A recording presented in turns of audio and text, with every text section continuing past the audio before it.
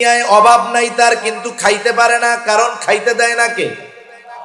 আবার দুনিয়ায় নাই, তাকে কে খাওয়ায়? আল্লাহ তাআলা খাওয়ায়। কেমনে খাওয়ায়? আমাদের এলাকায় যদি কাউকে ইমাম হিসাবে নিয়োগ দেওয়া হয়, অধিকাংশ ক্ষেত্রে ইমামের খাবারের সিস্টেম হলো, যেই মহল্লার ইমাম তিনি ওই মহল্লার প্রতিটা বাড়িতে এক এক দিন ওনার খাবারের ব্যবস্থা। মনে করেন ওনার মহল্লায় 60টা পরিবার আছে, 60টা পরিবার, নিয়ম হলো এক এক ফ্যামিলিতে ওনার খাবার হলো এক এক দিন। 2 মাসে এক বাসায় খাবার খায় কয়দিন? জোরে বলেন। একদিন। যেই বাড়িতেই খাবার, আগের দিন ওই বাড়ির চাচি মুরব্বী চাচাকে অথবা তার ছেলেকে বলে, শোনো, আগামী দিন হুজুরের খাবার কিন্তু আমাদের বাড়ি। আমরা নিজেরা প্রতিদিন যা খাই না খাই সেটা ভিন্ন কথা, কিন্তু হুজুর 2 মাসে মাত্র একবার খায়। ইমাম সাহেব, আমরা যা খাই তা তো হুজুরকে খাওয়ানো যাবে না। এক কাজ করো, বাজার থেকে একেবারে খাঁটি ভালো গরুর গোশত আনবা, একটা ভালো মুরগিও কিনে আইনো, রূপসাদা মাছ কিনে আইনো, ইলিশ মাছ কিনে আইনো। যাই হোক, হুজুর একটু বেশি খাওয়া দাওয়া হবে, তো এক কাজ কইরো, ফুলকলি থেকে ভালো একটা দইও নিয়ে আইসো। ওই বাড়িতে খাবার, আবার পরের দিন যেই বাড়ি খাবে একদিনই খাবার। এইভাবে হুজুরের চলতেছে, ইমাম সাহেবের চলতেছে।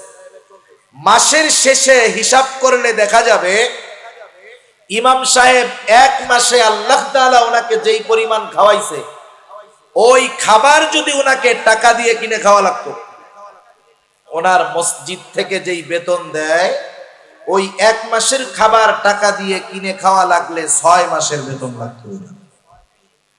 এখন তো ওনার কিনে খাওয়ার সামর্থ্য নাই, কিন্তু খাওয়ায় কে? আমি 2টা উদাহরণ দিলাম আর কি, যে থাকলেই খাইতে পারে এমনটা নয়, আবার দুনিয়ায় সম্পদ নাই, আল্লাহ তাআলা যে খাওয়ায় না, বিষয়টা এমনও নয়। এজন্য নবী বলেন 4টি গুণ তোমরা অর্জন করো। দুনিয়ার সম্পদ যদি নাও থাকে, তথাপি তোমাদের দুনিয়াটা হাতছাড়া হবে না। 4টি গুণ। 1 নম্বর গুণ নবীজি বলেন হিফযু আমানাতিন, আমানতের হেফাজত করা। 2 নম্বর নবীজি বলেন সিদকু হাদিসিন, সত্য কথা বলা। 3 নম্বর নবীজি বলেন হুসনু খলিকাতিন, উত্তম চরিত্রের অধিকারী হওয়া। 4 নম্বর নবীজি বলেন ওয়াইফাতুন ফি তুমাতিন, হালাল খাবার ভক্ষণ করা। কয়টা হলো? 4টা। 1 নম্বর নবীজি বলেন হিফযু আমানাতিন, আমানতের হেফাজত করা। খেয়াল দিয়ে শুনবো আমরা, আমানতের হেফাজত গুরুত্বপূর্ণ একটি বিষয়। একটা মানুষ যদি প্রকৃত মুমিন হতে চায়, তাহলে অবশ্যই তাকে আমানতদার হতে হবে, আমানতের হেফাজতকারী হতে হবে। কারণ আমানতের হেফাজত করা এটা প্রকৃত মুমিনের আলামত, আর আমানতের খেয়ানত করা এটা প্রকৃত মুনাফিকের আলামত। রাসূল আকরাম সাল্লাল্লাহু আলাইহি ওয়াসাল্লাম আমাদেরকে প্রকৃত মুনাফিকের আলামতগুলা জানায় দিয়েছেন। আমাদের কাজ হলো মুনাফিকের আলামতগুলা শুধু জানা তা নয়, জানার সাথে সাথে আমাদের মধ্যে যদি মুনাফিকের আলামতের কোনো আলামত থাকে, সেগুলাকে বাহির করা, সেগুলা ত্যাগ করা। মুনাফিকের আলামত কি? রাসূল আকরাম সাল্লাল্লাহু আলাইহি ওয়াসাল্লাম এক হাদিসের মধ্যে বলেন মুনাফিকের আলামত হলো 3টা, আর এক হাদিসের মধ্যে নবী বলেন মুনাফিকের আলামত হলো 4টা। প্রকৃত মুনাফিকের 1 নম্বর আলামত নবীজি বলেন ইদা হাদ্দাসা কাযাবা। প্রকৃত মুনাফিকের 1 নম্বর আলামত, মুনাফিক যখন কথা বলে মিথ্যা কথা বলে। 2 নম্বর নবীজি বলেন ইদা ওয়াদা আখলাফা। মুনাফিক যখন ওয়াদা করে, ওয়াদা খেলাফ করে। 3 নাম্বার ইযা তুমিনা খানা, মুনাফিকের কাছে আমানত রাখলে আমানতের খেয়ানত করে। 4 নাম্বার ওয়া ইযা তাখাসামা ফাজারা, মুনাফিকের সাথে যখন কারো তর্ক বিতর্ক হয়, কথা কাটাকাটি হয়, ঝগড়া হয়, মুনাফিক তখন অশ্লীল কথা বলে, বকাঝকা করে। এগুলা প্রকৃত মুনাফিকের আলামত। এখন বলেন, আমাদের মধ্যে তো মিথ্যাবাদী আলহামদুলিল্লাহ নাই। নাই তো না? আছে? ওয়াদা খেলাফকারী আছে না নাই? আছে। একজন একজনের থেকে টাকা দান নিছে, টাকা চাই, ভাই দিয়া দিব না, আগামী মাসের 2 তারিখ, আগামী মাসের 2 তারিখে গেছে। আরে বেটা তোর টিয়া কি মাইরা কামো বেটা, 500 টাকার লেগে এমন করা উস্কালি বেটা, যা যা দিয়া দিব নে, আগামী মাসের 3 তারিখ আইস। মানে আপনি টাকা দিয়ে আরো বিপদে পড়ে যাবেন, চাইলে আরো বিপদ, ঠিক না? এরকম ওয়াদা খেলাফকারী বিভিন্ন ভাবে আছে। এরপরে দেখেন, আমানতের খেয়ানত করা এটা প্রকৃত মুনাফিকের অন্যতম আলামত। অথচ আমানতের হেফাজত করা কতটা গুরুত্ব, রাসূল আকরাম সাল্লাল্লাহু আলাইহি ওয়াসাল্লাম বলেন, লা ঈমানা লিমান লা আমানাতা লা। নবীজি বলেন, যার মধ্যে আমানতদারিতা নাই তার ঈমান নাই। আমানতদারিতা যার মধ্যে নাই তার মধ্যে মুনাফিকের আলামত আছে, তার ঈমান পরিপূর্ণ না। নবীজি আমানতদারিতাকে ঈমানের সাথে সম্পৃক্ত করেছেন। আপনাদের জিজ্ঞাসা করি, বলেন তো, একটা মানুষের আমলের অভাব নাই, নামাজ রোজা হজ যাকাত দান সাদকা কোনো কিছুর অভাব নাই, কিন্তু লোকটার ঈমান নাই। এই আমলগুলা, নামাজ রোজা হজ যাকাত দান সাদকা, ঈমান যদি না থাকে কোনো কাজে আসবে? অথচ কারো আমল যদি কমতি হয়, কম হয়, অল্প হয়, ঈমান যদি পরিপূর্ণ থাকে তার কোনো চিন্তা নাই। কারণ রাসূলুল্লাহ সাল্লাল্লাহু আলাইহি ওয়াসাল্লাম বলেন, আখলিস দীনাকা ইয়াকফিকাল আমালুল কালিল। নবীজি বলেন, তোমার ঈমান খাঁটি করো, অল্প আমল নাজাতের জন্য যথেষ্ট হয়ে যাবে। কিন্তু ঈমান খাঁটি না, ঈমান অসম্পূর্ণ, ঈমানের মধ্যে ত্রুটি, আমলের অভাব নাই, ঈমান পরিপূর্ণ না হওয়ার কারণে হয়তো ওই ব্যাপক আমলগুলা আল্লাহর দরবারে গৃহীত হবে না, কবুল হয়তো হবে না। এজন্য ঈমান যদি পরিপূর্ণ করতে হয় আমাদেরকে আমানতদার হতে হবে। কি হইতে হবে বলেন? আমানতদার। আমার আপনার নবীজি আমানতদার ছিলেন। কেমন আমানতদার ছিলেন? রাসূল আকরাম সাল্লাল্লাহু আলাইহি ওয়াসাল্লাম নবুয়াতির পূর্বেই ওনার উপাধি কাফেররা দিয়েছিল সত্যবাদী, আমানতদার। এরপরে যখন রাসূলুল্লাহ সাল্লাল্লাহু আলাইহি ওয়াসাল্লাম নবুয়াত পেলেন, কাফেরদেরকে যখন মূর্তি পূজা ছেড়ে আল্লাহ তাআলার একত্ববাদের দিকে আহ্বান করলেন, বাপ দাদার মন গড়া ধর্ম ত্যাগ করে যখন তাওহীদবাদী ধর্মের দিকে আহ্বান করলেন, আল্লাহর দিকে ডাকলেন, কাফেররা, যেই কাফেরেরা আমার আপনার নবীকে এত মহব্বত করতো, ভালোবাসতো, ওই কাফেরেরা এখন আমার আপনার নবীর দুশমন হয়ে গেল, বিরোধী হয়ে গেল। হরেক রকমের অত্যাচার আমার আপনার নবীজির উপর বারবার মেরে ফেলার অপচেষ্টা করেছে কাফেরেরা।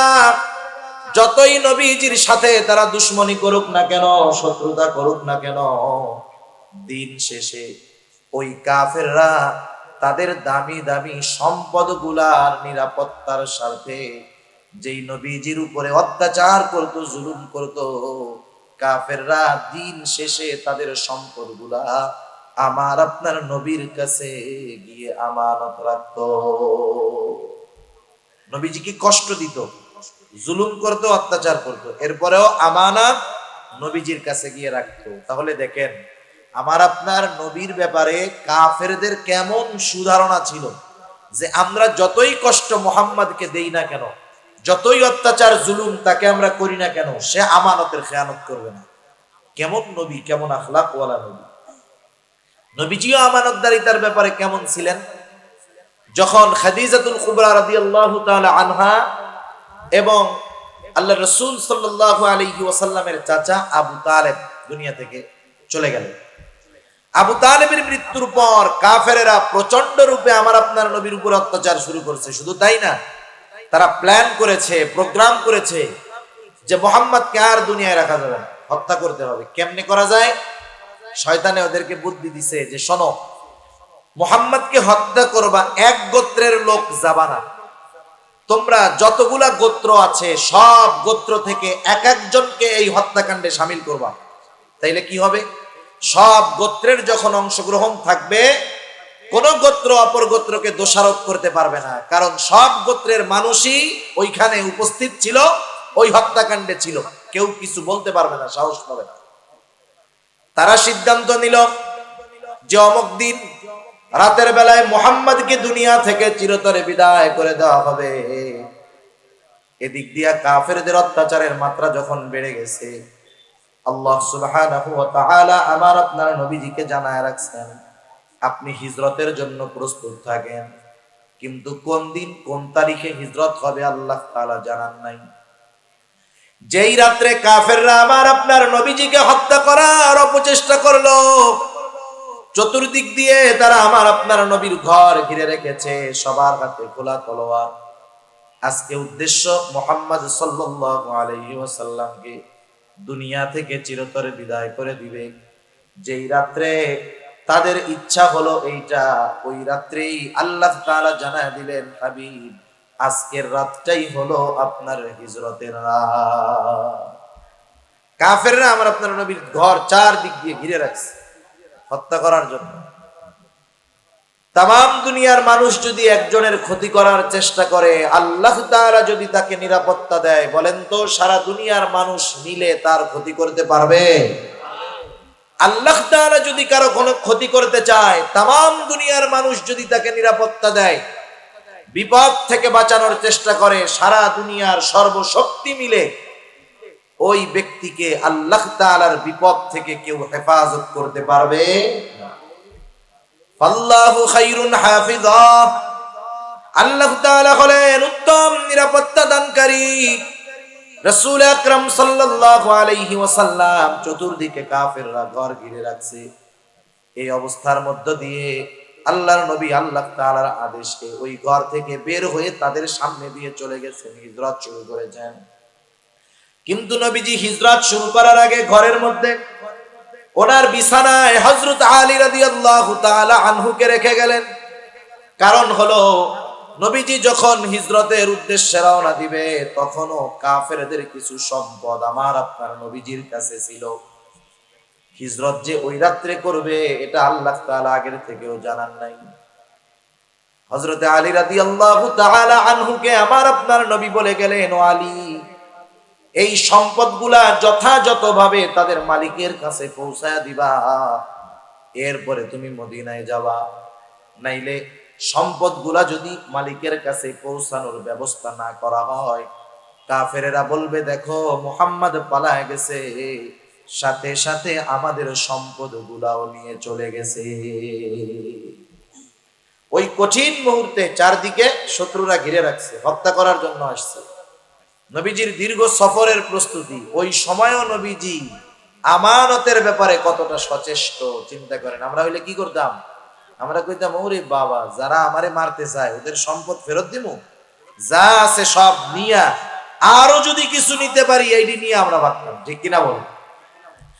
অথবা জান বাঁচানোর চেষ্টা করতাম আগে, আরে সম্পদ যার যার জায়গা তাতে কি, আমি আগে নিজের জান বাঁচাই। কিন্তু নবীজি ওই কঠিন মুহূর্তে কাফেরদের আমানতের ব্যাপারে কতটা সচেষ্ট ছিলেন, একটু একা একা চিন্তা করি। এখন আসেন আমাদের আমানতদারিতার অবস্থা কি, একটু বোঝার দরকার আছে না নাই? আমাদের আমানতদারিতার অবস্থা কি? আর আমরা আমানতদারিতা বলতে কি বুঝি? আমরা আমানতদারিতা বলতে বুঝি, আপনি আমার কাছে 500 টাকা রাখলেন, যথাসময়ে আপনার টাকাটা আমি ফেরত দিয়ে দিলাম। আপনি মনে করেন আমি বড় আমানতদার, হুজুর বড় আমানতদার, আর আমিও টাকাটা ফেরত দিয়ে মনে করি আমিও বড় আমানতদার। তার মানে আমানত আমরা শুধুমাত্র টাকা পয়সা লেনদেনের মধ্যে সীমাবদ্ধ করে ফেলেছি, কিন্তু আমানত এতটুকুর মধ্যে সীমাবদ্ধ নয়, বরং আমানত হলো ব্যাপক এক জিনিস। এগুলো যদি আমরা না জানি, তাইলে পদে পদে নিজেদের অজান্তে আমরা খেয়ানতকারী হয়ে যাব। সেজন্য আমানত কোথায় কোথায় আছে আপনাদের জানার দরকার আছে। তো 1 নম্বরে আমানত হয় সম্পদের মধ্যে আমানত। সম্পদের মধ্যে আমানত, সম্পদের মধ্যে আমানত এটা কেমন জিনিস? আমার কাছে অথবা আপনাদের কারো কাছে যদি কারো সম্পদ থাকে, ওই সম্পদের মালিকের যদি অজানাও থাকে, যে তার কিছু সম্পদ আপনার কাছে আছে কিন্তু ওর জানা নাই, এরকম অবস্থাও যদি হয় তাহলে আমার আপনার দায়িত্ব হলো, আমি যেহেতু জানি ওই লোকটা এই সম্পদের মালিক, তার যদিও জানা না থাকে, আমার দায়িত্ব হলো তার সম্পদটা অবশ্যই তার কাছে ফিরাইয়া দেওয়া। সেজন্য আমার আপনার কাছে যদি কারো সম্পদ থাকে, এটা প্রকৃত মালিকের কাছে পৌঁছায় দিতে হবে। সম্পদের ক্ষেত্রে আমানতটা এরকম। এখন আমাদের সমাজে সম্পদের ক্ষেত্রে খেয়ানত হয়, খেয়ানতের অভাব নাই, অনেক পদ্ধতিতে হয়। সম্পদের ক্ষেত্রে খেয়ানত কেমনে হয়, একটা দুইটা পদ্ধতি আমি আপনাদের বলি। এক নাম্বার উদাহরণ, মনে করেন দুইজন ভাই, দুই ভাই, বড় ভাইয়ের দুইটা নাবালক বাচ্চা, একেবারে ছোট। বড় ভাই দুনিয়া থেকে চলে গেল, অঢেল সম্পদ রেখে গেছে বড় ভাই। ওই ছোট ইয়াতিম নাবালক বাচ্চা, ওদের বাবাও দুনিয়া থেকে চলে গেছে, দাদাও নাই, মাও নাই। এই ইয়াতিম নাবালক বাচ্চা এবং ওই বাচ্চাদের রেখে যাওয়া সম্পদ, বাবার রেখে যাওয়া সম্পদ, বলেন তো ওই ইয়াতিম বাচ্চা এবং ইয়াতিম বাচ্চার বাবার রেখে যাওয়া সম্পদ গুলার অভিভাবক এখন কে হবে? কে হবে? চাচা হবে। চাচা চাচা চাচার দায়িত্ব কি? চাচার দায়িত্ব হলো ভাইয়ের রেখে যাওয়া সম্পদ গুলা যথাযথভাবে হেফাজত করা। ইয়াতিম বাচ্চাদের লালন পালন করতে, মানুষ করতে যেই সম্পদ ব্যয় হবে, ওই ভাইয়ের সম্পদ থেকেই তার সন্তানদের পিছনে ব্যয় করবে, সমস্যা নেই। আর ওই ইয়াতিম বাচ্চারা যখন বড় হবে, সম্পদ রক্ষণাবেক্ষণ করার যোগ্যতা অর্জন করবে, যেই সম্পদগুলা থাকবে যথাযথভাবে চাচা ওই ভাতিজাদেরকে বুঝাইয়া দিবে যে তোমার বাবা এই সম্পদ রেখে গেছে, এই জমি, এই দোকান, এগুলা তোমাদের। কিন্তু আমাদের সমাজে কি হয়, যদি বড় ভাইয়ের অঢেল সম্পদ থাকে, বড় ভাইয়ের ইয়াতিম বাচ্চা যদি থাকে, বড় ভাইয়ের মৃত্যুতে ছোট ভাই কষ্ট পায় না, বরং চিন্তা করে আরো ভালো হয়েছে। কেন ভালো হয়েছে?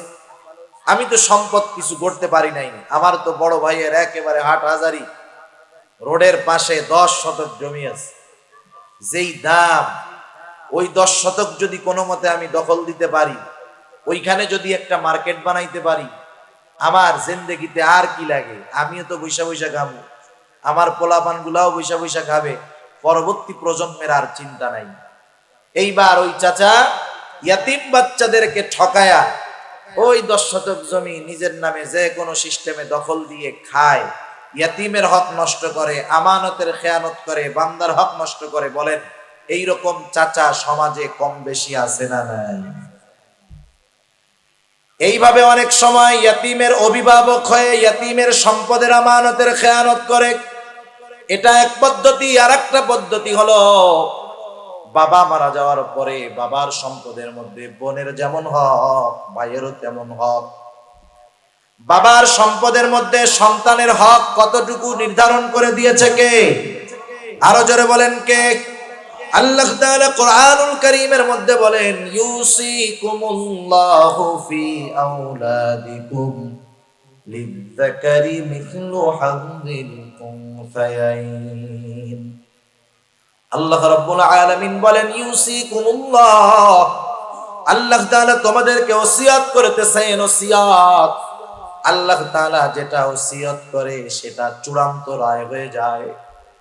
দুনিয়ার জজ কোর্টের রায় হাইকোর্ট যদি চায়, তথা সুপ্রিম কোর্ট যদি চায়, জজ কোর্টের রায়কে ব্যান্ড করে দিতে পারে। আবার সুপ্রিম কোর্ট যেই রায় দেয়, রাষ্ট্রপতি যদি চায়, তার ক্ষমতা বলে সুপ্রিম কোর্টের রায়কে ব্যান করে দিতে পারে। কিন্তু আল্লাহ তাআলা যেই রায় দিয়েছেন, যেই সিদ্ধান্ত দিয়েছেন, দুনিয়ার কারো ক্ষমতা নাই আল্লাহ তাআলার সিদ্ধান্তের বিপরীতে কোনো সিদ্ধান্ত নেই। আল্লাহর সিদ্ধান্ত পরিবর্তন করার ক্ষমতা কারো নাই। আল্লাহ তাআলা সিদ্ধান্ত দিয়েছেন। আল্লাহ তাআলা বলেন, ইউসিকুমুল্লাহ, আল্লাহ তাআলা তোমাদেরকে ওসিয়ত করতেছেন ফি আওলাদিকুম, তোমাদের সন্তানদের ব্যাপারে। কি ওসিয়ত? লিযযাকারি মিসলু হাযযিল উনসায়াইন। আল্লাহ তাআলা বলেন ওসিয়ত হলো দুইজন কন্যা যতটুকু সম্পদ পাবে, একজন ছেলে ততটুকু সম্পদ পাবে। এ সিদ্ধান্ত কার? জোরে বলেন তো। আল্লাহ তাআলা। এখন বাবা মারা গেছে, বাবা মারা যাওয়ার পরে বোনেরা আছে, তাদের বিবাহ হয়ে গেছে, তারা আছে তাদের শ্বশুর বাড়িতে। বড় ভাই, বাবা মারা যাওয়ার পরে বড় ভাইয়ের উপরে দায়িত্ব হলো, এক নাম্বার, বাবা যদি কোনো ঋণ থাকে বাবার সম্পদ থেকে সেই ঋণ পরিশোধ করে দেওয়া। এক নম্বরে কি করবে? দাফন কাফন তো করবে, এরপরে বাবার যদি কোনো ঋণ থাকে সেই ঋণ পরিশোধ করবে।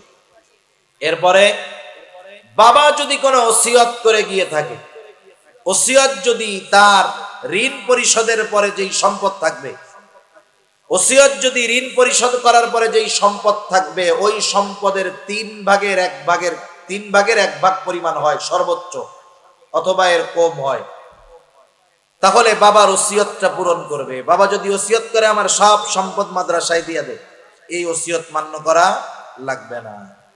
কিন্তু বাবার 30 লক্ষ টাকা সম্পদ আছে, বাবা যদি বলে 9 লক্ষ টাকা মাদ্রাসায় দিয়ে দিস, এই ওসিয়ত মানতে হবে, কারণ এখানে ওসিয়ত 3/1 কম। কথা বোঝা গেছে? বাবার ওসিয়ত যদি থাকে ওসিয়ত পূরণ করবে।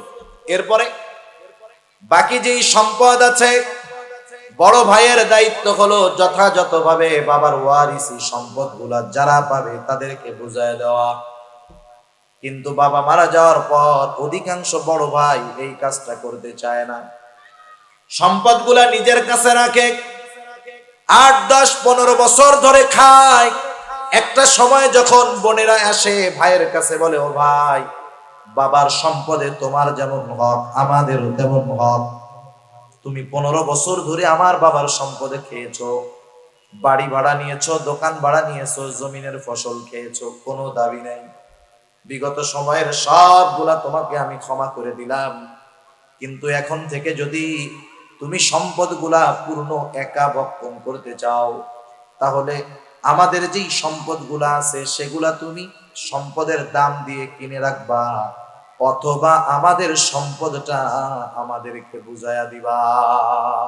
এখন বলেন, 15 বছর পর এসে বোনরা যদি ভাইয়ের কাছে বলে আমার সম্পদটা দিয়ে দে, ভাই খুব খুশি হয় না? হ্যাঁ, আপনাকে এলাকাতে খুশি হয় না? না, আমাকে এলাকায় খুশি হয় না। তখন ভাইয়ের চেহারার দিকে তাকানো যায় না, ভাইয়ের চেহারার দিকে তখন তাকানো যায় না। যাই হোক, মুখ কালা হইলেও হক তো যে কোনো ভাবে ফেরত দিতে হয়। সম্পদগুলা বোনদেরকে ফেরত দেওয়ার পরে, আগে যখন বোন ভাগনা ভাগ্নি আসতো, আদর সমাদরের অভাব নাই, মার্কেটিং এর অভাব নাই। কিন্তু বোন যখন তার হক বুঝে নিয়ে যায়, এরপরে যখন ভাইয়ের বাড়িতে বেড়াইতে আসে, ভাগনা ভাগ্নি আসে, বোন আসে, তখন কি কয় জানেন? তোরা আইসুস কে? তোরা আইতে কইছে কেন? সব তো নিয়ে গেছিস, আইসুস কে? ঠিক কিনা বলেন? তার মানে এতকাল ভাই বোন ভাগনা ভাগ্নির সমাদর করেছে সম্পদের লোভে, অন্তর থেকে নয়। এখানে আরেকটা জুলুম আমরা পিতারাও করি। কি করি? একটা জুলুম করি, সেটা হলো অনেক সময় অনেক বাবা দুনিয়ায় থাকতেই ছেলেদের নামে সম্পদ বেশি লেখা দিয়ে যায়। আগের থেকে কি করে? ছেলেদের নামে লেখা দিয়ে যায়, কারণ মরার পরে জানি ছেলের ভাগটাই বেশি থাকে, কারণ যেটা লেখা দিয়ে গেছে ওটার মালিক তো সে। কেউ যদি এই কারণে এইরকম কাজ করে, ছেলেকে দিল জীবিত অবস্থায়, হক অনুযায়ী মেয়েকে দিল না, নিঃসন্দেহে ওই বাবা মেয়ের উপরে জুলুম করল। অনেক ক্ষেত্রে অনেক বাবা আছে ছোট সন্তানকে কিছু এক্সট্রা সম্পদ লিখে দিয়ে যায়, বড় সন্তানকে দেয় না। অনেক সময় বড় সন্তানকে দেয়, ছোট সন্তানকে দেয় না। খবরদার, এরকম করা যাবে না, কারণ রাসূলুল্লাহ সাল্লাল্লাহু আলাইহি ওয়াসাল্লাম এমনটা করতে মানা করেছেন। আপনি যদি 2 লাখ টাকা আপনার ছেলের নামে লেখেন আলাদাভাবে, আপনার মেয়ের নামেও দুনিয়ায় পয়সা থাকতে 1 লাখ টাকা দিতে হবে। আপনি বড় ছেলের জন্য আলাদা 10 শতক জমি কিনেছেন তার নামে, ছেলে যদি আরেকটা থাকে তার নামেও 10 শতক লিখতে হবে, মেয়ে থাকলেও তাদের নামে লিখতে হবে। আমাদের সমাজে অনেক বাবা এই কাজটা করে। বোনরা অনুপস্থিত, উনি জীবিত থাকা অবস্থায় ভাইরা ফুসলাইয়া বাপকে দিয়ে এরকম লেখায় নেয়। অনেক সময় বোনরা বাবাকে দিয়ে লেখায় নেয়। এই ধরনের কাজ যারা করে, করায়, নিঃসন্দেহে তারা জালেম। ঠিক কিনা বল? এখন এই ভাইয়ের দায়িত্ব হলো বোনের সম্পদগুলা সন্তুষ্টির সাথে ফেরত দিয়ে দেওয়া, কিন্তু বোনের সম্পদগুলা ভাই ফেরত দেয় না। যদি না দেয় নিজে ভক্ষণ করার চেষ্টা করে, সম্পদের খেয়ানত হয়। আর আল্লাহ তাআলা কোরআনুল কারীমের মধ্যে বলেন, ইন্নাল্লাহা ইয়া'মুরুকুম আন তুআদ্দুল আমানাতি ইলা আহলিহা। আল্লাহ তাআলা বলেন, নিশ্চয় আল্লাহ তাআলা তোমাদেরকে আদেশ করতেছেন, ইন্নাল্লাহা ইয়া'মুরুকুম, কি আদেশ? আন তুআদ্দুল আমানাতি ইলা আহলিহা, যে তোমরা আমানত তার প্রকৃত হকদারের কাছে ফিরায় দাও। এই জন্য আমার আপনার কাছে যদি কারো সম্পদ থাকে, ওই সম্পদের প্রকৃত মালিকের যদি জানা নাও থাকে, মনে নাও থাকে, আমার আপনার উপরে দায়িত্ব হলো ওই সম্পদটা যথাযথ সময় যথাযথভাবে প্রকৃত মালিকের কাছে ফিরাইয়া দেওয়া। যদি না দেই আমানতের খেয়ানত হবে, বান্দার হক নষ্ট করা হবে, গুনাহ হয়ে যাবে অনেক। তাহলে আমানত এক নম্বরে হয় সম্পদের মধ্যে, দুই নম্বরে হয় কথার মধ্যে আমানত। কথার মধ্যে আমানত, এটা আবার কেমনে হয়? রাসূলুল্লাহ সাল্লাল্লাহু আলাইহি ওয়াসাল্লাম বলেন, ইযা হাদাসার রাজুলু সুম্মা ইলতাফাতা ফাহিয়া আমানাতুন। নবীজি বলেন, যখন কোন মানুষ কথা বলে আর অতঃপর এদিকে সেদিকে তাকায়, আল্লাহর নবী বলেন ফাহিয়া আমানাতুন। আমার আপনার কাছে যখন কেউ কোনো কথা বলে, গোপন কথা বলে আর এদিকে সেদিকে তাকায়, কেন তাকায়? যাতে তার কথাটা কেউ না শোনে, কেউ জানি তাকে না দেখে, ঠিক কিনা বলেন? কোন মানুষ যদি কথা বলার পরে এদিকে সেদিকে তাকায়, নবীজি বলেন অটোমেটিকলি সেই কথাটা হয়ে যায় আমানত, ফাহিয়া আমানাতুন। তখন কি দায়িত্ব? সে আমাকে যেই কথাটা বলেছে, এই কথাটা আমি যদি অন্য কারো কাছে বলে দেই, তাহলে অবশ্যই আমানতের খেয়ানত হয়ে যাবে। আবার সব কথা আমানত রাখা যায় না। মনে করেন আপনারা এই কথা শুনে গেলেন যে হুজুরে বলছে, আল্লাহর নবী বলছে কথা বলবে আর ডাইনে বামে তাকাবে, সেই কথা আমানত। এখন একজন আইসা আপনারে বলল যে ভাই আমি আজকে রাত্রে ওই বাড়িটা চুরি করবো, এটা কিন্তু আমানত করে কইেন না। ডাইনে বামে তাকাইয়া বলছে যে আমি ওই বাড়ি চুরি করবো, এখন তো এটা আমানত হয়ে গেছে। আপনি চিন্তা করবেন যে হুজুরে কইছে, এখন যদি আমি বাড়িওয়ালারে বলে দেই যে তোমার বাড়ি চুরি করবে, তাহলে তো আমানতের খেয়ানত হয়ে গেল। না না, সব কথা আমানত হয় না। কোন কথাটা আমানত হবে, গোপন রাখতে হবে, এটা বলার পরে এমনি বোঝা যাবে, ঠিক না? সেজন্য কথা আমানত, কারো কাছে আমরা এরকম বলে দিব না। কিন্তু আমাদের খাসলাত কি? আমাদের খাসলাত হলো, একজন আমার কাছে একটা গোপন কথা বলার পর আমাকে বলল হুজুর আপনি কাউরে কইেন না, এমন এক কাজ করে দিল। সে যখন বলল হুজুর আপনি কাউকে বলবেন না, এই কথা বলার দ্বারা আমার অবস্থা এতটা খারাপ হয়ে যায়, যতক্ষণ কথাটা আমি আরেকজনের কাছে না বলি আমারও ততক্ষণ ভালো লাগে না। আমি আবার খুঁজি কারে করবে, নাহলে পেটের মধ্যে হজম হয় না কথা। আরেকজনকে বলি শোনো এদিকে এসো, ও আমার এই কথাটা বলছে, আমি তো তোমাকে বিশ্বাস করি, শুধু তোমাকে বললাম, তুমি কিন্তু আর কাউরে বলবে না। আগের জন তো আমারেও মানা করছিল হুজুর কারো কাছে কইয়েন না। যেই আমল আমি করতে পারি নাই, আমি যদি আর একজনকে বলি সে কি করবে নাকি? ও এরকম বলবে, আর একজনে ডাক দিয়ে, দেখ হুজুর আমার এই কথাটা কইছে, কারো কাছে বলতে মানা করছে, আমি শুধু তোরে বললাম, তুই কিন্তু কাউরে বলবি না। এরকম মাশাআল্লাহ এক একজনের কাছে বলতে বলতে সকালে যেই কথাটা আমার কাছে আমানত ছিল, মানুষের মুখে যাইতে যাইতে বিকাল হইতে হইতে কথাটা ছড়ায় গেছে, ঠিক কিনা বলেন? দেখেন এখানে খেয়ানতকারী কতজন। এরপরে যতজনের কাছে কথাটা বলছে, প্রত্যেকের খেয়ানতের গুনাহ আমার আমলনামায় যোগ হয়ে গেছে। ডেস্টিনির মধ্যে, ডেস্টিনির নাম শুনেন নাই? ওই 50 জন পরেও যদি একজন একটা প্রোডাক্ট কিনে, অটোমেটিক আপনার অ্যাকাউন্টে টাকা জমা হবে। ছিল আর কি সিস্টেম, এগুলা সব ভুয়া সিস্টেম। ওই সময় হুজুররা কইছে, বিশ্বাস করে নাই। এই কিছুদিন আগে আর একটা বের হয়েছিল, যুবকরা কি জানি এসপিসি না কি বলে, জানেন নাকি? হ্যাঁ, রিং আইডি কিনলে টাকা, মাশাআল্লাহ টাকা মেরে দিয়ে চলে গেছে এক জায়গা থেকে, আরো যাবে। এগুলা হুজুররা যখন বলে, হুজুরদেরকে বলে আনসোশিয়াল। হুজুররা কি অনলাইন বোঝে নাকি? আবার কিছু যুবক ঘুরতেছে বিটকয়েনের পেছনে। এইভাবে ঘুরে ঘুরে কিছু সময় লোভ পায়, একসাথে সব হারায়, তখন ওই যে গলায় দড়ি দেওয়া হবে। সেজন্য এই ধরনের কোনো কিছুর পেছনে ছোটা যাবে না। ইসলাম এই ধরনের বেচা কেনা, এই ধরনের লেনদেন এজন্যই হারাম করেছে যেখানে ধোকার সম্ভাবনা আছে। তা যাই হোক, আমি আমার কথার আমানত রক্ষা করতে পারি না, মানুষের কাছে বলে দেই। সেজন্য দুশ্মনও যদি হয় আমার, ওই দুশ্মনের কোন কথা যদি আমার কাছে আমানত থাকে, খবরদার, দুশ্মনের কারণে আমি তার কথার খেয়ানত করব না। কারণ বলেন, নবীজি দুশ্মনের আমানতের খেয়ানত করছে? করে নেই, আমরাও করব না। 3 নাম্বার আমানত হয় দায়িত্বের মধ্যে আমানত। প্রত্যেকটা ছোট বড় দায়িত্ব আমানত।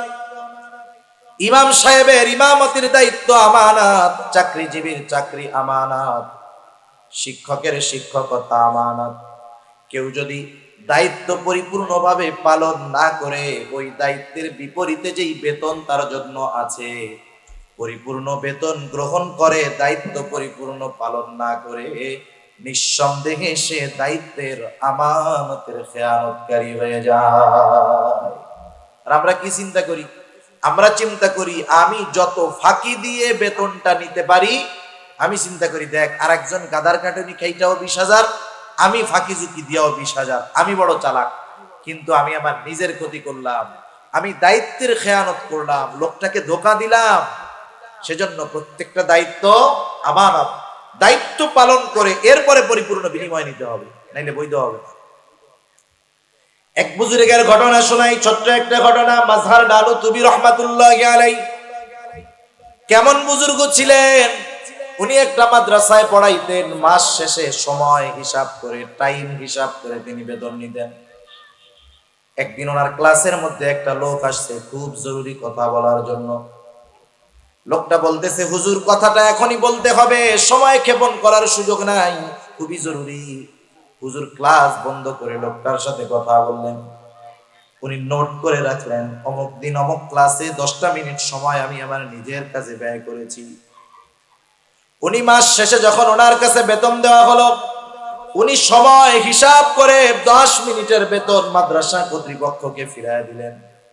অফিস থেকে জিজ্ঞাসা করা হলো, হযরত কি ব্যাপার?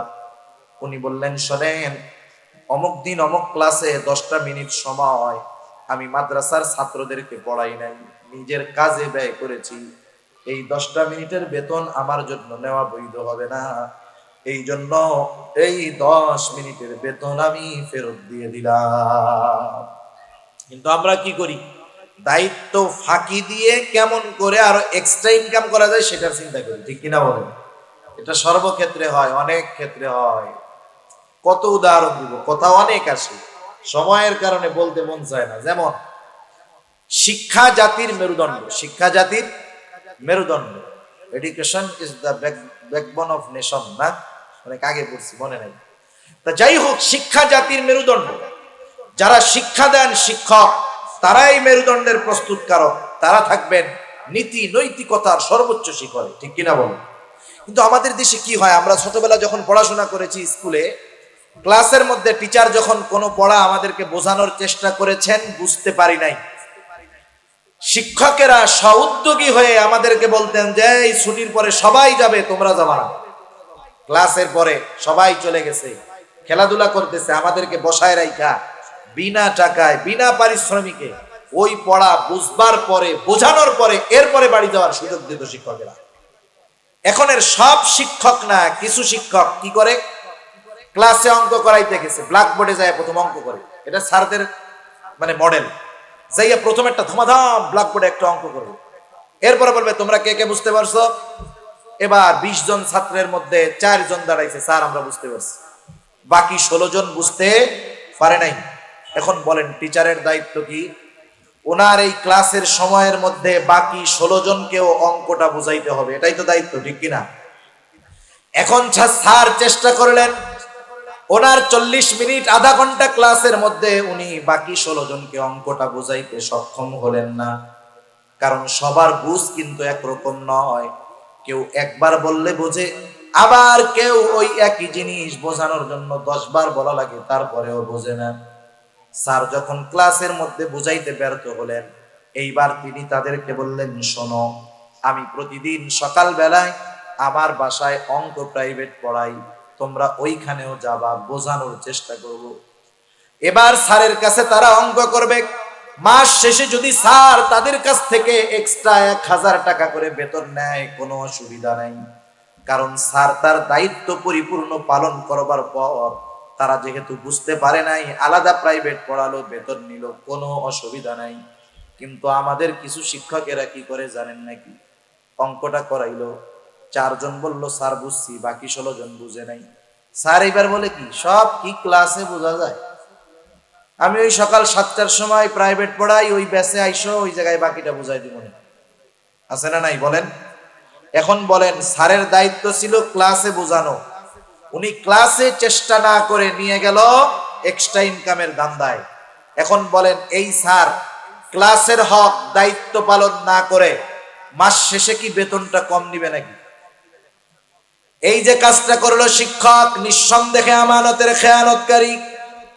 সেজন্য প্রত্যেকটা দায়িত্ব যথাযথভাবে পালন করার পর তার বিনিময় নিতে হবে, বেতন নিতে হবে, নাইলে দায়িত্বের আমানতের খেয়ানত হবে। 4 নম্বর, রাষ্ট্রের দায়িত্ব আমানত, রাষ্ট্রের সম্পদ আমানত। রাষ্ট্রের দায়িত্ব আমানত, রাষ্ট্রের সম্পদ আমানত। হয়তো অনেক ভার্সিটির স্টুডেন্ট ভাইরা আছেন, শুনতেছেন, আপনারাও হয়তো এক সময় বিসিএস দিবেন, সরকারি চাকরি গ্রহণ করবেন। অনেকে হয়তো নীতি নৈতিকতার উপর জীবনকে পরিচালিত করবেন, আর অনেকে হয়তো অঢেল সম্পদ দেখে আর সামলাইতে পারবেন না। 2 হাতে একবারে পেট পুইরা কারুনের মতো সম্পদ গড়বেন।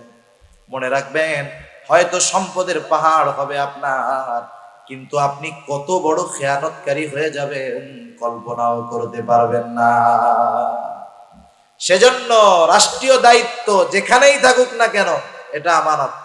পুলিশ সরকারি চাকরি করে, এটাই, এই ডিউটি তার আমানত। সে এই ডিউটি করতে গিয়ে মাস শেষে বেতন পায়, এক্সট্রা নেওয়ার কোনো সুযোগ নাই।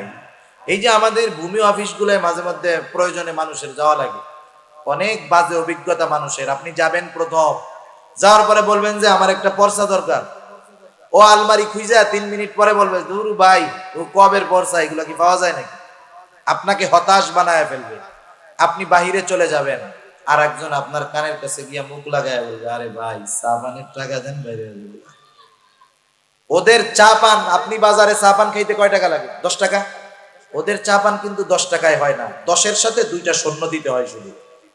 বুঝেন নাই? ওদের চা পান 10 টাকায় হয় না, 10-এর সাথে কয়টা শূন্য? 2টা শূন্য। যখন আপনি 1000 টাকার নোটটা দিয়ে বলবেন ভাই চা পান খাইয়েন, একটু বাইর বের হবে, 1 মিনিটে কাগজ বের হয়ে যাবে, 1 মিনিটে বের হয়ে যাবে। অথচ দেখেন, এই কাজের জন্য তাকে বেতন দেওয়া হয়, এটা তার দায়িত্ব। সে যখন দায়িত্বের বিপরীতে অতিরিক্ত টাকা নিল, 1 নম্বরে ঘুষ, নিঃসন্দেহে হারাম। দ্বিতীয়ত, দায়িত্বটা ছিল তার কাছে আমানত, সে এই আমানতের খেয়ানত করলো। এজন্য এইরকম পর্যায়ে হয়তো অনেক যুবক ভাই যাবেন এক সময়। আপনারা কেউ হয়তো টিয়নো হবেন, কেউ হয়তো সচিব হবেন, কেউ হয়তো প্রশাসনিক লাইনে যাবেন।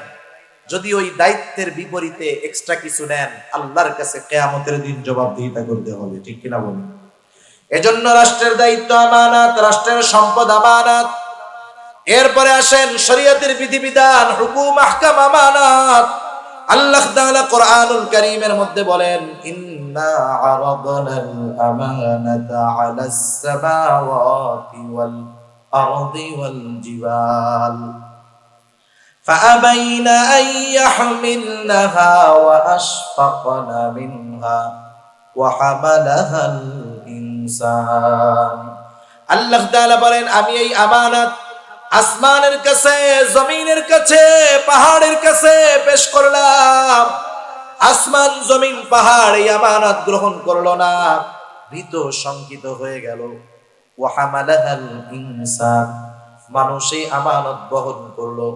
মুফাসসিরিনে কেরাম বলেন, কি সেই আমানত?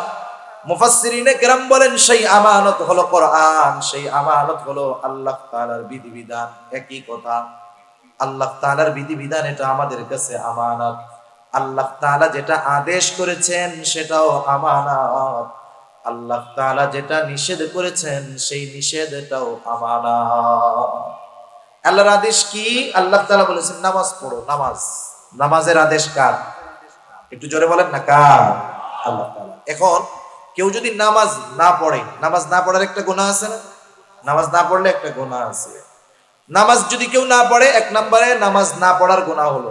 দুই নাম্বার, নামাজের আদেশ ছিল কার? আল্লাহর আদেশ ছিল, আদেশটা ছিল আমানত। আদেশ অমান্য করার কারণে খেয়ানত হলো, নামাজ পড়ে নাই এই জন্য গুনাহ হলো, ডাবল ডাবল। আবার দেখেন আল্লাহ তাআলা বললেন সুদ খায়ও না, ঘুষ খায়ও না, হারাম খেয়ও না। এখন কেউ যদি সুদ খায়, সুদ খাওয়ার একটা গুনাহ। আবার আল্লাহ তাআলার নিষেধ ছিল খবরদার সুদ খাবা না, নিষেধ ছিল। আল্লাহ তাআলার এই নিষেধটা ছিল আমানত। এখন এই নিষেধ অমান্য করার কারণে হয়ে যাবে খেয়ানাত। এই জন্য সকল প্রকার গুনাহ করা আল্লাহর পক্ষ থেকে নিষেধ। যখন আমরা কোনো গুনাহ করি, পাপ করি, যেই গুনাহটা করি, যেই কাজটা করি, পাপটা করি, তার বিপরীতে গুনাহ হয়। শুধু তাই না, গুনাহ করার দ্বারা প্রতিটা গুনাহর পেছনে আবার খেয়ানত থাকে। মনে করেন একজন হাতের গুনাহ করলো, চোখের গুনাহ করলো, চোখের গুনাহ করছে, এটার একটা গুনাহ তার আমল নামায় যোগ হয়ে যাবে। আর আল্লাহ তাআলা সেই জন্য বলেন ইয়ালামু খাইনাতাল আয়ুনি ওয়া মা তুখফিস সুদূর। আল্লাহ তাআলা বলেন তিনি জানেন তোমরা চোখের কি খেয়ানত করো। শুধু চোখের খেয়ানতের ব্যাপারে তিনি জানেন এমনটা নয়, তোমরা অন্তরের মধ্যে কি লুকায় রাখো দুনিয়ার কেউ জানে না, জানে কে? সেজন্য দেখেন আমরা মোবাইলে যদি গুনাহ করি, মোবাইলে যখন কেউ গুনার জিনিস দেখে, দেখে তো তাই না, দেখলে কি হয়? চোখের গুনাহ হয়। যেই জিনিস দেখতেছে ওই জিনিসের অনুপাতিক হারে তার আমলনামায় গুনাহ যোগ হবে।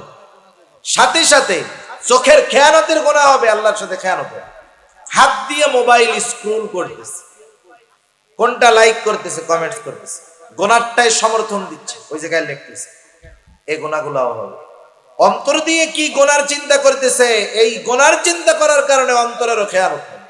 সেজন্য এই অঙ্গ প্রত্যঙ্গ, গুনাহ, আদেশ নিষেধ, এগুলা যদি আমরা আল্লাহ তাআলার আদেশ নিষেধ অমান্য করি, আদেশ নিষেধ অমান্য করার এক গুনাহ, আর আল্লাহ তাআলা এগুলা দিয়েছিলেন আমানত, আমানতের খেয়ানতের আর এক গুনাহ। এরপরে আসেন আমার আপনার জানমাল আমার আপনার কাছে আমানত। আল্লাহ তাআলা কোরআনুল কারীমের মধ্যে বলেন ইন্নাল্লাহা আশতারা মিনাল মুমিনিনা আনফুসাহুম ওয়া আমওয়ালাহুম বিআন্না লাহুমুল জান্নাহ। আল্লাহ তাআলা বলেন নিশ্চয় আল্লাহ তাআলা মুমিনের জান এবং মালকে জান্নাতের বিনিময়ে খরিদ করে নিয়েছেন, ক্রয় করে নিয়েছেন। আমরা যদি জান্নাতের মালিকানা দাবি করি তাহলে জানমালের মালিক হলেন আল্লাহ। আমানত এই জানমাল আমার আপনার কাছে, আমানতের জিনিস কিন্তু ব্যবহার করা যায় না। কেউ যদি আপনার কাছে আসার পরে বলে ভাই এই যে 500 টাকা আপনার কাছে দিলাম, এই 500 টাকা আপনার কাছে আমানত, আপনি তখন বাজারে আছেন, আপনি চিন্তা করলেন বাজারের মধ্যে অনেক ভালো ভালো মাছ, আমি তার দেওয়া 500 টাকার নোটটা দিয়ে মাছ কিনে নিয়ে যাই। সে যখন আমার কাছে টাকা চাইবে বাসার থেকে আমি তারে 500 টাকা দিয়ে দিব, হবে না। বরং সে যেই টাকাটা আপনার কাছে দিয়েছে, ছেঁড়া হোক, ভালো হোক, নতুন হোক, পুরনো হোক, হুবহু ওই টাকাটাই সংরক্ষণ করতে হবে। কথা বোঝা গেছে? এটা হলো আমানত। এখন বলেন জান মাল এটা আমার আপনার কাছে আমানত, রাখছেন কে? একটু জোরে বলেন না কে? এখন এই জান মাল আমানতের জিনিস ব্যবহারের অনুমতি ছিল না, কিন্তু আল্লাহ তাআলা অনুমতি দিলেন। এটা আমাদের জন্য বড় নেয়ামত। তবে এই জান মাল কোথায় ব্যবহার করতে হবে? যেখানে মন চায় সেখানে করা যাবে না। কিন্তু কত সুন্দর ব্যবস্থাপনা। নবীজি বলেন জানমাল ব্যয় করবে, সম্পদ ব্যয় করবে, তবে অপচয় করবে না। আল্লাহ নিষেধ করেছেন অপচয় করতে। ব্যয় করবে নিজের পরিবারের জন্য, সন্তানের জন্য, খাওয়াবে, পড়াবে। নবীজি বলেন পরিবারের জন্য যা ব্যয় করা হয় তা সাদাকা। মা বাবার জন্য ব্যয় করবে, অঢেল পরিমাণ ব্যয় করবে, মা বাবার জন্য কোনো অসুবিধা নাই, পরিবার পরিজনের জন্য ব্যয় করবে, ভাই বোনদের জন্য ব্যয় করবে, প্রতিবেশীর জন্য ব্যয় করবে, দ্বীনের কাজে ব্যয় করবে, মাদ্রাসায় দিবে, মসজিদে দিবে, গরিবদেরকে দিবে। মাহফিল যদি একা পারে প্রতি বছরে 6টা করবে, কোনো অসুবিধা নাই। কিন্তু এরপরেও যদি এমন হয় তার প্রতিবেশী কোনো বেধর্মী অমুসলিম, সে অসুস্থ, রোগ আক্রান্ত, তার সেবা শুশ্রূষা চিকিৎসার জন্য টাকা দিবে, কোনো অসুবিধা নেই। তার ঘর নাই, সে যদি চায় তাকে ঘর বানিয়ে দিবে, কোনো অসুবিধা নাই। মেয়ের বিবাহ হয় না, বেধর্মী আসেন অনেক সময় এরকম, আপনি তার মেয়ের বিবাহের জন্য টাকা দেন, অসুবিধা নেই। কিন্তু সাবধান, এমন কাজে ব্যয় করা যাবে না যেই কাজে ব্যয় করলে গুনাহ হয়, আল্লাহ বেজার হয়। আপনি একজন বেধর্মীরে 50,000 টাকা দিয়ে বিয়ে দিয়ে দেন, সমস্যা নাই, কিন্তু তার দুর্গাপূজার সময় মূর্তি বানানোর জন্য 1 টাকা দেওয়া যাবে? দেওয়া যাবে। সেন্স রাখতে হবে টাকা কোথায় দেওয়া যায়, কোথায় দেওয়া যায়। আপনি দ্বীনি কাজে অর্থ দিচ্ছেন, না পারলে শ্রম দিচ্ছেন, সমস্যা নাই। অনেক সময় অনেকে গুনার কাজে টাকা দিতে পারে না, বলে কি আরে টাকা দিতে পারলাম না তাতে কি, আয় তোদের সাথে বৈশা বৈশা 2-3টা বাঁশ গাইড়া দিই, এতেও তো তোদের সাথে শরীক থাকলাম, তাই না? এই শ্রম, এই শক্তি এমন কাজে ব্যয় করা যাবে না যেখানে ব্যয় করলে গুনাহ হবে, যেখানে ব্যয় করলে আল্লাহ বেজার হবে। কিন্তু মাঝে মধ্যে এই টাকা দিয়া বিড়ি সিগারেট কিনে খাওয়া যাবে, যাবে না? বিড়ি সিগারেট কিনে খাওয়া যাবে না? যারা খায় বিড়ি সিগারেট, এটা মাকরুহে তাহরিমি না হারাম, সে মাসালা একদিকে রাখেন। কিন্তু কোন আল্লাহর বান্দা বলতে পারবেন যে সিগারেট খেলে উপকার আছে? একটু জোরে বলেন না, উপকার আছে বলতে পারবেন? কেউ বলতে পারবেন না। বরং সিগারেট খাইলে কি হয় একমাত্র সত্য কথা সিগারেটের প্যাকেটের গায়ে লেখা থাকে। বাজারে জুস পাওয়া যায় না, জুস, ম্যাঙ্গো জুস, লেখা থাকে কি 100% ম্যাঙ্গো জুস, কিন্তু খোঁজ নিয়ে দেখেন 95% আছে উত্তরবঙ্গের কম দামি কুমড়া। ওই কুমড়া প্রসেস করে ফুড ফ্লেভার দিয়ে নামমাত্র কিছু আম দিয়ে ওইটারে ম্যাঙ্গো জুস বানায় ফেলছে। মিথ্যা কথা। কিন্তু সিগারেটের গায়ে যেটা লেখা থাকে ওটা চরম সত্য কথা, ঠিক কিনা বলেন? বরং সিগারেটের গায়ে ক্ষতির পরিমাণ যত বাড়ায় লেখে, ওইটার বেচা কেনা আরো তত বেড়ে যায়। এক সময় লেখা ছিল ধূমপান স্বাস্থ্যের জন্য ক্ষতিকর, 2-3 টাকা দিয়ে মানুষ একটা গোল্ড লিফ সিগারেট কিনে খাইতো। একবার সরকার ট্যাক্স বাড়ায়, ওরা ক্ষতির পরিমাণ বাড়ায়। একবার লেখে শ্বাসকষ্টের কারণ, একবার লেখে ধূমপানে ক্যান্সার হয়, এরপরে লেখছে ধূমপান হৃদরোগের কারণ, 10 টাকা করে বিক্রি করছে গোল্ড লিফ সিগারেট। এরপরে সরকার আবার ট্যাক্স বাড়াইছে, এখন দামও বাড়াইছে।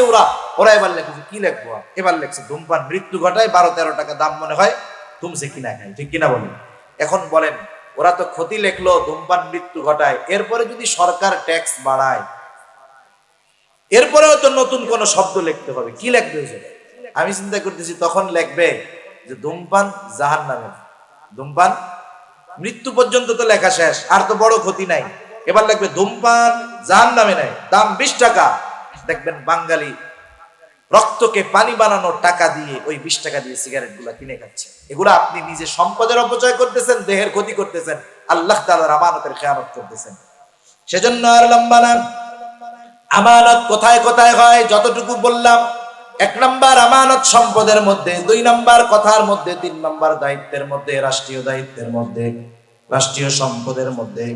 শরীয়তের বিধিবিধান, হুকুম, আহকাম আমানত। আমার জানমাল আমার কাছে আল্লাহর পক্ষ থেকে আমানত। সেজন্য নবীজি 4টি গুণ অর্জন করতে বললেন। 1 নাম্বার গুণ হলো হিফযু আমানাতি। এই বিষয়গুলো যদি সব আমরা ঠিক রাখতে পারি, এরপরেই আমি আপনি হতে পারবো আমানতদার। এবার একটু নিজেরা চিন্তা করবেন যে আমি নিজে কতটুকু আমানতদার, এতটুকুতেই বোঝা যাবে, আর লম্বা করার দরকার নেই। 2 নম্বরে নবীজি বলেন সিদকু হাদিসিন, সত্য কথা বলা। সত্য কথা বলা, সত্য কথা বলা মুমিনের ভূষণ, আর মিথ্যা বলা হলো প্রকৃত মুনাফিকের আলামত। অনেক সময় অনেক মানুষ আছে সামনাসামনি মিথ্যা কথা বলে না, কিন্তু মোবাইল ফোনে মিথ্যা কথা বইলা বসে, বোঝেও না। সামনাসামনি মিথ্যা বলে না, কিন্তু মোবাইলে অনিচ্ছায় মিথ্যা বলে ফেলে। ইচ্ছায় বলুক আর অনিচ্ছায় বলুক, মিথ্যা তো মিথ্যাই, ঠিক কিনা বলেন? সেজন্য মোবাইলেও মিথ্যা বলবো না। অনেক সময় আছে এক জায়গায়, কয় আর এক জায়গায়। আছে ওই বড়দিঘির পার, তাই তো পথে আবার। ও যদি বড়দিঘির পার অ্যাক্সিডেন্ট করে মরে, আর দোস্ত যদি জানতে পারে যে আমার দোস্তর মরার কথা ছিল ফতেহাবাদ, দোস্ত মরছে দেখি বড়দিঘির পার, তার মানে ওইটা মরার আগেও মিথ্যা কথা বলছে। এরকম আমাদের ইয়াং জেনারেশন বন্ধুদের সাথে এরকম অনেক বলে, মুরব্বীরাও বলেছিল, বলে ফেলে। খবরদার, এসব আমরা সতর্ক থাকবো। আর মিথ্যা কেন বলবো না? নবীজি বলেন ইন্নাস সিদকা ইয়াহদি ইলাল বির ওয়া ইন্নাল বিররা ইয়াহদি ইলাল জান্নাহ। নবীজি বলেন নিশ্চয়ই যারা সত্য কথা বলে, সত্য মানুষকে কল্যাণের দিকে নিয়ে যায়, কল্যাণের পথ দেখায়, আর কল্যাণ মানুষকে জান্নাতের পথ দেখায়। ওয়া ইন্নাল কিযবা ইয়াহদি ইলা শার, নিশ্চয়ই মিথ্যা মানুষকে অকল্যাণের পথ দেখায়। ওয়া ইন্নাশ শাররা ইয়াহদি ইলান নার, আর অকল্যাণ মিথ্যা মানুষকে জাহান্নামের দিকে নিয়ে যায়। এজন্য সত্যবাদী মানুষ জান্নাতের পথিক, আর মিথ্যাবাদী যারা, মিথ্যা কথা যারা বলে, এরা হলো জাহান্নামের পথিক। এজন্য আমরা মিথ্যা কথা বলবো না। ধোঁকাও এক ধরনের মিথ্যা, কাউকে ধোঁকা দিব না। কারণ নবীজি বলেন, মান গাশশানা ফালাইসা মিন্না, যে ধোঁকা দেয় সে আমার উম্মত নয়। 3 নাম্বার নবীজি বলেন, ওয়া হুসনু খলিকাতিন, উত্তম চরিত্রের অধিকারী হওয়া। আমরা সবাই উত্তম আখলাকওয়ালা হব। আমি আপনি যদি উত্তম আখলাকওয়ালা হতে চাই, এমন একজনকে আইডল বানাতে হবে, এমন একজনকে অনুসরণ করতে হবে যার চরিত্রের মধ্যে কোনো ত্রুটি নাই। আর ওই মানুষ দুনিয়ার মধ্যে একজনই আছে, যার নাম হলো মুহাম্মাদুর রাসূলুল্লাহ। আমার আপনার নবীর চরিত্র হলো পূর্ণাঙ্গ চরিত্র। অন্যান্য যত নবী এসেছেন সব নবী উত্তম চরিত্রওয়ালা নবী, কোনো সন্দেহ নাই। কিন্তু আমার আপনার নবী শুধু উত্তম চরিত্রওয়ালা নবী তা নয়, আমার আপনার নবী উত্তম চরিত্রে পরিপূর্ণতা দান করেনেওয়ালা নবী। সুবহানাল্লাহ, কেমন নবী চিন্তা করছেন। আমরা সেই নবীজির অনুসরণ করব। আখলাকের বিষয়টা হলো অনেক ব্যাপক, কারণ একটা মানুষের একটা পরিচয়। একজন মানুষ, মনে করেন একজন মুরব্বী, উনি কিন্তু শুধু বাবা না, উনি দাদাও। উনি শুধু দাদা না, উনি নানাও। উনি শুধু নানা না, উনি স্বামীও। উনি শুধু স্বামী না, উনি শ্বশুরও। ঠিক না? এরকম যদি একজনের পরিচয় বের করেন, এক একজনের 10-12টা করে পরিচয় চলে আসবে। প্রত্যেকটা পরিচয় আখলাকওয়ালা হতে হবে। নবীজি স্বামী ছিলেন কি ছিলেন না? স্বামী হিসাবে নবী কেমন ছিলেন? আপনি যদি পড়েন, আমল করেন, আপনি উত্তম স্বামী হবেন। বাবা হিসাবে কেমন ছিলেন নবীজি? জান হাদিসের পাতায় লেখা আছে সন্তানদের ব্যাপারে নবী কেমন ছিলেন। আপনি যদি জানতে চান নবীজি বন্ধু হিসাবে, সঙ্গী হিসাবে কেমন ছিলেন, নবীজি সাহাবাদের সঙ্গী ছিলেন, কেমন ছিলেন, জানতে পারবেন। নবীজি অধীনে যারা ছিল, নবীজি তার অধীনস্থদের সাথে কেমন আচরণ করতেন, পড়েন, জানতে পারবেন। নবীজি শ্বশুর হিসাবে কেমন ছিল, পড়েন, জানতে পারবেন। দেখবেন সব জায়গায় উত্তম চরিত্র আমার আপনার নবীর ছিল। নবীজি দেশ পরিচালনা করেছেন, বিচার করেছেন, বিচারক হিসাবে কেমন ছিলেন, রাষ্ট্রনায়ক হিসাবে কেমন ছিলেন, ময়দানে জিহাদ করেছেন, সেনাপতি ছিলেন, সেনাপতি হিসাবে কেমন ছিলেন, প্রত্যেক জায়গায় পড়েন না, দেখবেন নবীজির আখলাক এক বিশাল ভান্ডার। এতগুলো বলার মতো সুযোগ সময় কোনোটাই নাই। একটা বিষয় বলি শুধু, আমাদের সমাজে আজকে অভাব, কোনটার অভাব? আদবের অভাব। কিসের অভাব? আদবের অভাব। আজকে মুরব্বীদেরকে আমরা সম্মান করি না, এটা ঠিক না। কারণ নবীজি বলেন, মাল্লাম ইয়ারহাম সগীরানা ওয়ালাম ইউআক্কির কাবীরানা ফালাইসা মিন্না। নবীজি বলেন, যারা ছোটকে রহম করে না, তথা ছোটকে স্নেহ করেন, আর যারা বড়কে সম্মান করে না, নবীজি বলেন ফালাইসা মিন্না, সে আমার উম্মত নয়। এজন্য আমরা যারা বড়, আমরা ছোটদেরকে স্নেহ করব, যারা ছোট বড়দেরকে সম্মান করব। একটা বিষয় মনে রাখতে হবে, হাদিসে আল্লাহর নবী আগে বড়দেরকে বলছেন। আগে কাদের বলছেন? বড়দেরকে বলেছেন যে যারা ছোটদের উপরে রহম করে না তারা আমার উম্মত না। সেজন্য আমরা ছোটদেরকে স্নেহ করব, মহব্বত করব, ভালোবাসবো। আমাদের খাসলাত হলো, আমি যেটা চাই আমি সেটা করি না। আমি চাই যে ছোটরা আমাকে সালাম দিবে। আমি যদি ছোটর কাছ থেকে সালাম চাই, ওকে প্রেসার ক্রিয়েট করলে হবে না, ওকে আমার কাজে খাটাইতে হবে। কেমনে? আপনি ওই বাচ্চারে 10 দিন সালাম দিবেন, এরপর থেকে দেখবেন ও আপনাকে কন্টিনিউ সালাম দেওয়া শুরু করছে। কিন্তু আপনি যদি ওর কাছ থেকে জোর করে সালাম নেন, ওর বাবার কাছে অভিযোগ দিলেন যে আপনার ছেলে কত বড় বেয়াদব, রাস্তায় দেখা হয় সালাম দেন, ওই বাবা যদি ওই সন্তানটাকে পিটানি দিয়া বলে, এই আগামীকাল থেকে চাচার সাথে দেখা হইলে সালাম দিবি, বাবার মায়ের ভয়ে ওই বাচ্চা তো সালাম দিবে, ঠিক না?